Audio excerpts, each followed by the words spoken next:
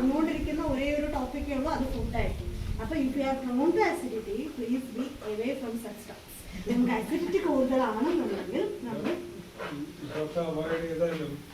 രാത്രി ഉറങ്ങുമ്പോണ്ടല്ലോ ഞാൻ സ്വപ്നം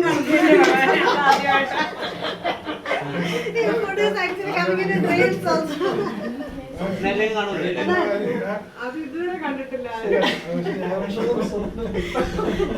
It will haunt whatever we are trying to forget. It will haunt our mind most. അല്ല, നമ്മൾ എന്താണോ മറക്കാൻ ശ്രമിക്കുന്നത് അതാണ് നമ്മുടെ മനസ്സിലേക്ക് എപ്പോഴും എപ്പോഴും വന്നു തരും.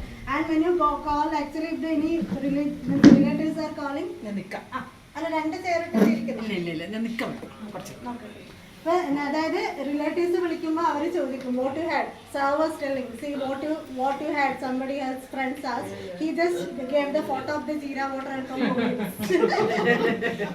അതാണ് ഹൗ യു വിൽ ലീവ്. അതൊക്കെയാണ് എല്ലാവരുടെയും പേടി. എങ്ങനെ നിങ്ങൾ താമസിക്കുക, എങ്ങനെ വെള്ളം മാത്രം കുടിച്ചിട്ട് ജീവിക്കുക അല്ലേ.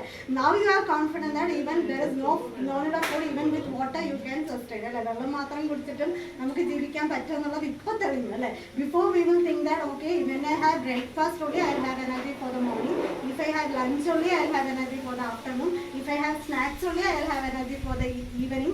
If I have dinner only, I will have energy for the night. ഇതാണ് നമ്മുടെ കൺസെപ്റ്റ്. അതുകൊണ്ട് for the energy we need food. അതാണ് നമ്മുടെ കൺസെപ്റ്റ് അല്ല. എപ്പോഴും രാവിലത്തെ ബ്രേക്ക്ഫാസ്റ്റ് കഴിച്ചാൽ രാവിലെ എനർജി കിട്ടും, ഉച്ചത്തെ ചോറ് കഴിച്ചാൽ ഉച്ചയ്ക്ക് കിട്ടും, വൈകുന്നേരത്തെ സ്നാക്സ് കഴിച്ചാൽ അന്നേരം കിട്ടും, രാത്രി. Then who is giving energy during sleep time? ഉറക്കത്തിൽ ആര് എനർജി തരും? ഓർമ്മല്ലേ അല്ലേ. ആരും നമ്മൾ പുസ്തകത്തെ കുറിച്ച് ചിന്തിക്കുന്നില്ല. So actually this is that if you have enough body weight you can sustain even with water. വെള്ളത്തോട് കൂടിയിട്ട് നമുക്ക് സസ്റ്റെയിൻ ചെയ്യാൻ പറ്റും എന്നുള്ളതാണ്. സോ അസിഡിറ്റിയുടെ കാര്യം എല്ലാവരും മനസ്സിൽ വെക്കണം. Okay, please don't watch, especially those who have acidity, please don't watch cookery videos, please don't talk about food, please don't here about food. Just ഈ പ്രാവശ്യം കൂടുതൽ കുക്കിങ്ങിനെ പറ്റി കേട്ടത് എനിക്ക് അവസ്ഥ അന്വേഷിച്ച് തുടങ്ങി അതിങ്ങനെ പകരുന്നുണ്ട്. ഇപ്പൊ പലർക്കും അസിഡിറ്റി എന്നാണ്. Okay, now we will see what is happening inside your body or during fasting period. Fastingil എന്തൊക്കെയാണ് നമ്മുടെ ബോഡിയിൽ ഉണ്ടാവുന്ന മാറ്റങ്ങൾ. Inside the cell I told what happened അല്ലേ. സെല്ലിൻ്റെ ഉള്ളിൽ എന്ത് നടക്കുന്നു എന്ന് ഞാൻ പറഞ്ഞു. Now we will see how the weight is reducing in your body. എങ്ങനെയാണ് നമ്മുടെ ബോഡിയിൽ വെയിറ്റ് കുറയുന്നത്. So initially the glycogen which is deposited in the muscle and the liver is breaking. ഞാൻ ലാസ്റ്റ് ക്ലാസ്സിലും പറഞ്ഞാണ്, but for the newcomers, ലിവറിലും മസിലിലും deposit ചെയ്തിട്ടുള്ള ഗ്ലൂക്കോസിന്റെ സിമ്പിൾ ഫോം ആയിട്ടുള്ള ഗ്ലൈക്കോജൻ ആണ് ഇനീഷ്യലി ഇത് break.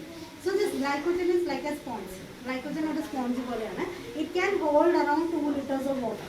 So when the glycogen breaks down, this 2 liters and also when the glycogen breaks down, the body releases around 4 kilocalories of energy. This will be very soon utilized by the body. That is why per day you are reducing 2 kilos. ആദ്യത്തെ ദിവസമെല്ലാം നിങ്ങൾ ശ്രദ്ധിച്ചാൽ അറിയാം 2 kilo വെച്ചിട്ടെല്ലാം കുറേ ആൾക്കാർക്ക് കുറയുന്നുണ്ട്. അത് നമ്മുടെ ബോഡിയിൽ ഈ ഗ്ലൈക്കോജൻ്റെ സ്പോഞ്ചിൻ്റെ കപ്പാസിറ്റി പോകുമ്പോൾ ആ എക്സ്ട്രാ പോകുന്ന വെള്ളം അതേപോലെ തന്നെ ഗ്ലൈക്കോജൻ ബ്രേക്ക് ഡൗൺ ചെയ്യുന്ന 4 kilo calorie energy body release ചെയ്യും. അത് പെട്ടെന്ന് യൂട്ടിലൈസ് ചെയ്ത് പോകും. Because we are doing yoga, walking എല്ലാം ചെയ്യുന്നുണ്ട്. അതുകൊണ്ടാണ് very drastic weight reduction in the initial days. ആദ്യ ദിവസങ്ങളിൽ പെട്ടെന്ന് 1 കിലോ വെച്ച് കുറയാനുള്ള കാരണം അതാണ്. Then we may think that okay, very good process, within 15 days I can reduce 15 kilos. നല്ല പരിപാടിയാണ്. ഒരു ദിവസം 1 കിലോ വെച്ചിട്ട് കുറഞ്ഞാൽ ഞാനിവിടെ 14 ദിവസമുണ്ട്, അപ്പോൾ എനിക്ക് 14 കിലോ കുറയും. That is what we think. No, body doesn't do like it. Okay, it is actually initially this is working. Secondly, it will go and depend on the unwanted protein. അതായത് നശിക്കാനായ ഭാഗങ്ങൾ സെല്ലിൻ്റെ ഉള്ളിൽ അൺവാണ്ടഡ് തിങ്സിലേക്കാണ് സെക്കൻഡ് ആയിട്ട് energy depend ചെയ്യുന്നത്. Thirdly, it will go and depend on the fat. മൂന്നാമത്തെ ഘട്ടത്തിൽ അത് ഫാറ്റിലേക്ക് പോകുന്നത്. That time only the ketosis happens. അന്നേരമാണ് ഈ കീറ്റോൺസ് റിലീസ് ആയിട്ട് കീറ്റോസിസ് നടക്കുന്നത്. But when a fat molecule releases, the body releases around 9.4 kilocalories of energy. ഒരു fat molecule break down ചെയ്യുമ്പോൾ 9.4 kilocalorie എനർജി ബോഡി റിലീസ് ചെയ്യുന്നുണ്ട്.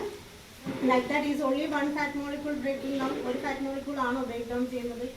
No, many fat molecules are breaking down 9.4 into 9.4 into. So already that much energy is there within your body. So within that limit only weight reduction takes place automatically. It will become grams.